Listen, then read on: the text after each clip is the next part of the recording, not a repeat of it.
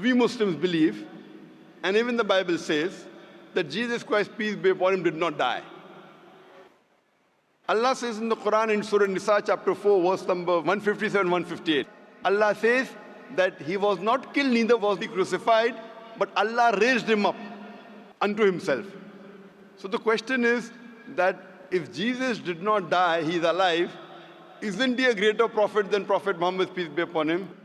The reply, brother, is that Isa alayhi salam, Jesus Christ, peace be upon him, was the only messenger of Allah subhanahu wa ta'ala whose followers mistook him that he claimed divinity. There is not a single prophet of Allah subhanahu wa ta'ala, of Almighty God, whose followers mistook that he claimed divinity.